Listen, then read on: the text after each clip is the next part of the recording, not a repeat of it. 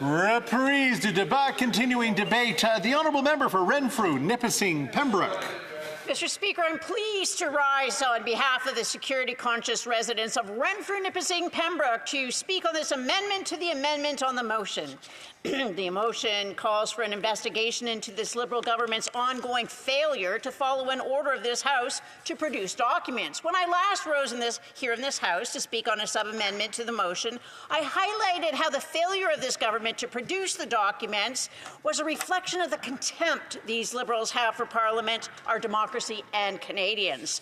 During that speech, the member for Waterloo was kind enough to prove my point. The member interrupted my speech to claim she couldn't see the relevance between the Prime Minister's long history of showing contempt for Parliament and a motion concerning the government's current contempt for Parliament. Today, I'd like to make the same argument, but rather than focus on the dictatorial views and practices of the Prime Minister, I'd like to make the case that the Liberals' incompetence is just as much a threat to democracy. It's my sincere hope a Liberal MP will prove that point while putting the cherry on top by demonstrating that Liberals also don't listen very well. Mr. Speaker, Canadians have been speaking up and calling for an end to this government, if we can even call it that. By definition, for a party to be a government, it has to govern. From this side of the House, it really appears as if the Liberals have just given up governing. The Liberals have abandoned passing legislation. The Liberal House leaders issued instructions to the media to regard our leader as the de facto Prime Minister and hold him accountable the way they would a real Prime Minister. They're completely consumed with their own drama feature. It's as though they've lost the will to live. Rather than schedule a maid appointment, the Liberals are just lying in the middle of the road, blocking traffic while Canadians, commuters, are stuck in the jam. All because they refuse to release documents they were ordered to provide by Parliament. Refusing to listen to Parliament is a recurring pattern with these Liberals. It's very timely that the Special Committee on the Canada's People's Republic of China relationship has tabled its report on the case of the National Microbiology Lab in Winnipeg. This is especially relevant today because it reveals a pattern of covering up for incompetence. Canadians may recall that this government refused to hand over documents demanded by Parliament so we could learn what actually happened at the lab. This government was so determined to ignore the will of Parliament, it took the former Speaker to court, Liberal Speaker. That was an unprecedented attack on parliamentary democracy. Not only has that never happened before in Canada, but it may have also been a first for any parliamentary democracy. That's how far the Liberals were willing to go to keep the truth from Canadians. And thanks to the Prime Minister calling his pandemic-spreading election, all the work to hold them accountable had to be restarted. When the Liberals returned with even fewer votes and fewer seats, they had no choice but to seek a deal. The government would hand over the documents to MPs who were willing to agree to be permanently gagged about what they saw. These MPs would review the redactions the government claimed were necessary for national security, and if they disagreed with the government, the redactions would be reviewed by a panel of arbiters to determine how the information would be made public. The process was what allowed our colleagues to produce the report on what happened at the Winnipeg lab, and I want to thank the members of the committee for their work. The government had been smearing anyone who dared to ask about the lab. This report reveals that we had more than enough reasons to be concerned. In August 2018, CSIS met with bureaucrats responsible for security at the lab. CSIS communicated its concerns about the two scientists at the center of the controversy. The bureaucrats did nothing. In September of 2018, those same bureaucrats learned that one of the scientists had been listed as inventor of a patent in China that may have contained information produced in Canada. The bureaucrats did nothing. In October of 2018, those same bureaucrats learned that two individuals from China who had been sponsored to work at the national lab by the two disgraced scientists attempted to leave the national lab with 10 tubes in 2 bags. That same month, one of the scientists took a trip to the Wuhan Institute of Virology. It was during that time she signed up for the notorious 1,000 Talents program. Members of that program have been arrested, tried, and convicted of espionage in the United States. The program is a major pipeline for the communists who control China to steal technology. Near the end of October 2018, her husband tried to leave the lab with 2 styrofoam containers, which he insisted were empty. The bureaucrats did nothing. It wasn't until December 11th, 5 months after CSIS first spoke with the officials at the Public Health and National Lab, that bureaucrats decided to brief the president of Public Health. So what did the top public bureaucrat of health do when presented with these troubling facts? She did what this government does best. She hired some outside consultants to conduct a fact-finding study. The consultants handed in their report 3 months later on March 23, 2019, and their recommendation, an administrative investigation. So while the bureaucrats were busy hiring consultants to conduct studies to recommend investigations, the 2 communist agents shipped out live samples of Ebola and Henipa viruses to the Wuhan Institute of Virology on March 31st. It wasn't until the end of May in 2019 that the public health bureaucrats picked up the phone and called the RCMP. More than 2 months passed before the 2 scientists were escorted from the lab by the RCMP in July of 2019.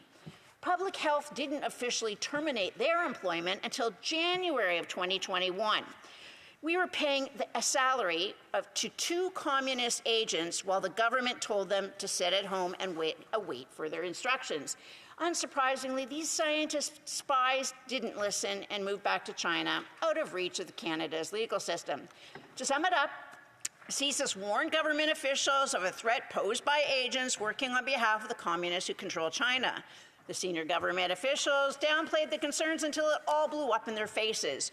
No one bothers to brief the Liberals, or they don't bother to read their briefs. This is the same brand of incompetence that led to the public inquiry into foreign interference. The Liberals ignored the warnings because they didn't want to believe the warnings. The Liberals had fully bought into the belief that Russia had installed the 45th president and was plotting to do the same here in Canada. So it was easy for them to believe that someone they didn't like received help from an odious regime. So when the Liberals learned they were being assisted by the most odious regime on earth, the cognitive dissonance hit really hard. Taking real action would have meant admitting they were not white knights in shining armor, and in fact were no better than any politician they despise next door. They reassured themselves by saying things like, intelligence is not evidence. And it's ironic that Canadians can find no evidence of intelligence inside the government.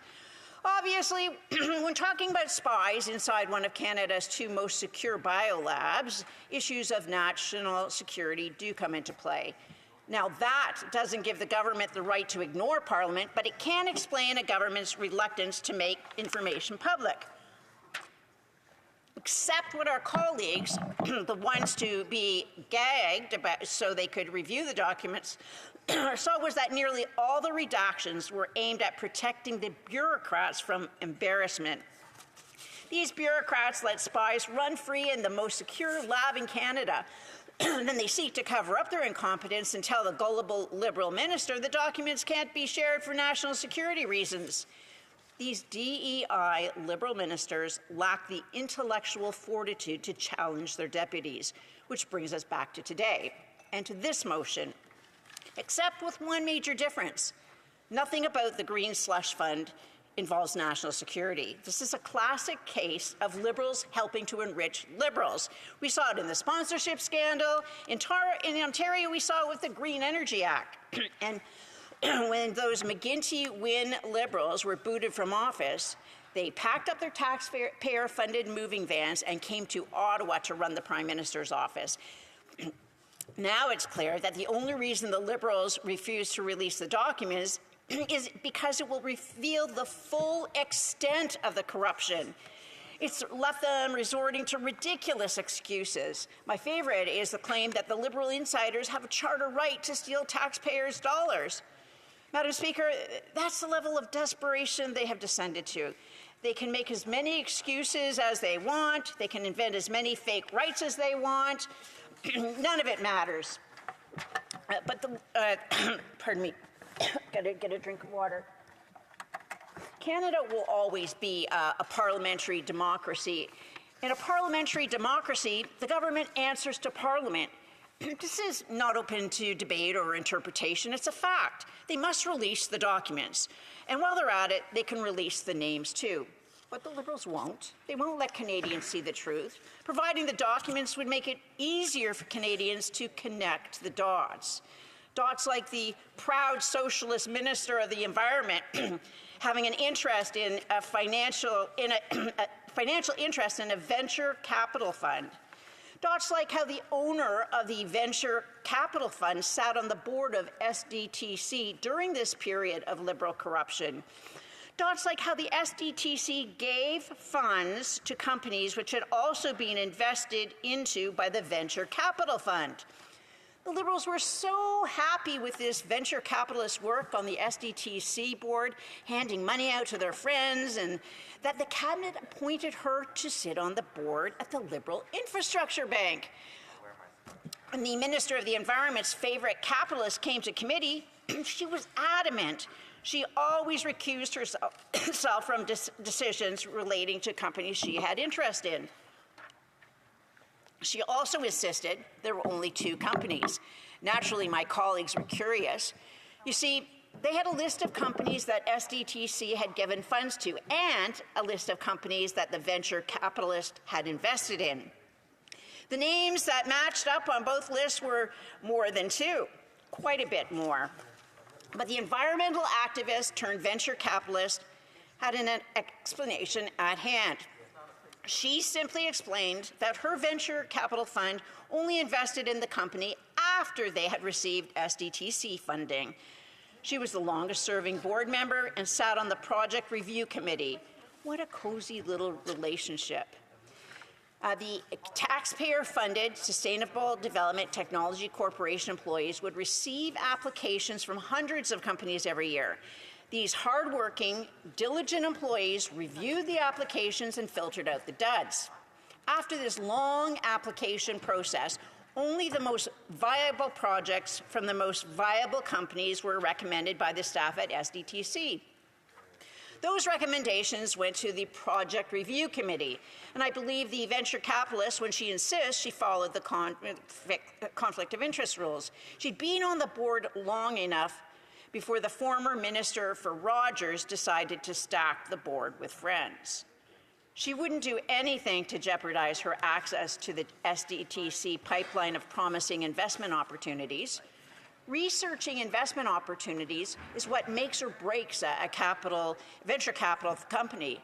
Luckily for her and her investors, like the Minister of the Environment, she had taxpayers fund her research. I always thought the man the Montreal newspapers like to call the Green Jesus of Montreal was an odd fit for the Liberals.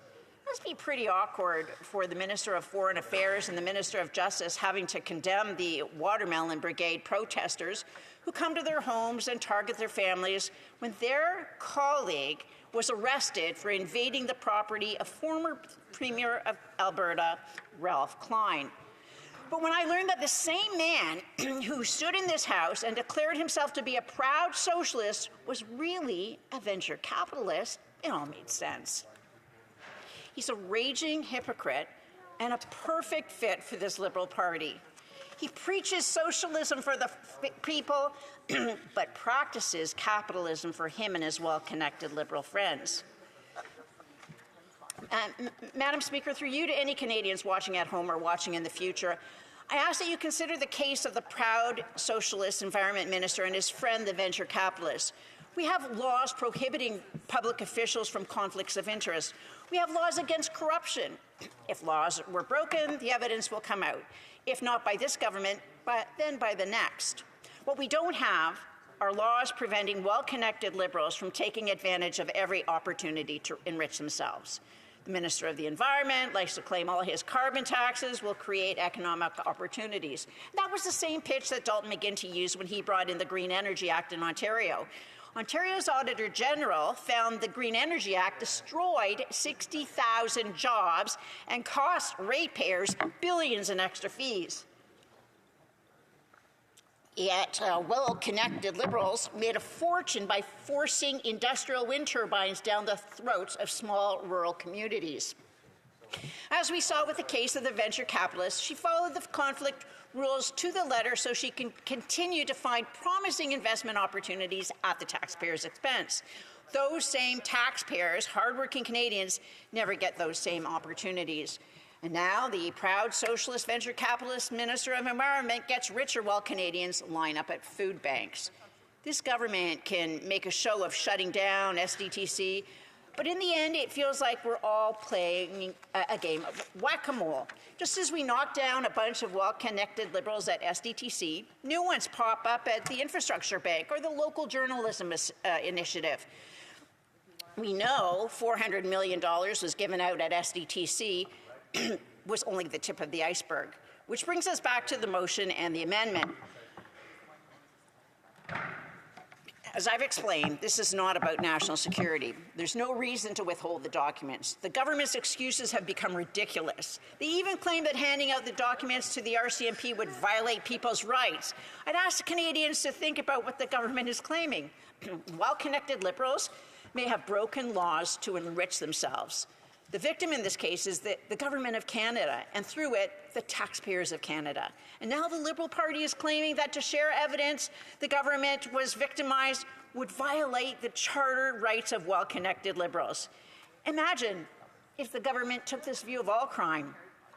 It would be like telling a rape victim she can't describe the appearance of her attacker to police because it would violate his right to privacy.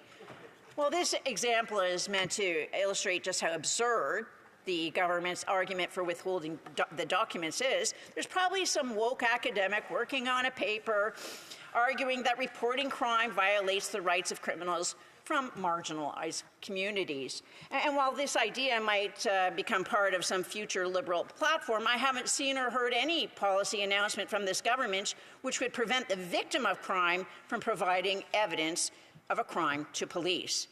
And for now, it is still legal for victims to report crimes against them to police. So the government's claim it cannot turn over documents to the RCMP falls apart like a wet paper straw. That means there are only two plausible scenarios for why the government refuses to hand over the documents. First, we'll call the biolab scenario. Just as we saw in the Winnipeg lab case, the bureaucrats were embarrassed by the fact they allowed a couple of spies to run free in what was supposed to be the most secure facilities on the planet. Those bureaucrats told their political masters the documents needed to be redacted for national security, and the Liberals were too incompetent to ask any tough questions. In this situation, the bureaucrats at Industry Canada, tasked with the oversight for the Sustainable Development Technology Corporation, failed at their job and don't want the public to know. These bureaucrats told their political masters the documents cannot be released because it would violate people's due process rights, and the Liberal government's too incompetent to realize they're being duped. Incredibly, this first option is the best case scenario. The second possible option is the ad scam scenario. In this case, the documents contain evidence of criminality beyond just failures to recuse conflicts of interest. We know the Auditor General only looked at a sample of the funds handed out by Navdeep Bain's hand-picked board members. Only the documents in the possession of the government would reveal the true scale of the government. They can't hand them over to the RCMP because that would only result in well-connected Liberals being arrested. As this tired, worn-out, weak government prepares for the Hail Mary of election campaigns, the last thing it wants is a series of stories covering the trials of well-connected Liberals. Covering up for rampant criminality is objectively terrible, but it would at least rationally explain why this so-called government has abandoned governing and has given up on Parliament altogether. Yet we must never assume malice when incompetence is still an option. Fortunately, whether government is acting with criminality or incompetence, the solution is the same. It's time for a carbon tax election, because only a carbon tax election can end the corruption of well-connected Liberals and helping well-connected Liberals.